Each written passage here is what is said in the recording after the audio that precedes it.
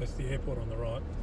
In Australia, Adelaide, there's a SA shop, South African shop. So it's called SA in SA for South Africa and SA for South Australia. Coming last week from Riyadh, I must say you try not to eat the things that you're not used to. And then you got a shop that's got South African stuff in it. The team, they gave me a small shopping list. Biltong is number 1 on the list for all of them. Jy gaan my met help met biltong, asseblief. 4 stukke, al 4 spelers 'n stuk. Niet te nat nie, asseblief. Ja, so 'n bietjie. Nie te veel nie, maar so 'n bietjie.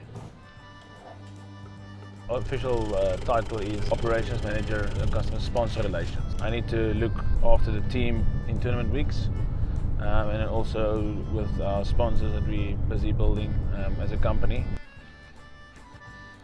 Hier is ek op die lysie gewees, dis nie vir die spelers, dis vir die caddies of die management.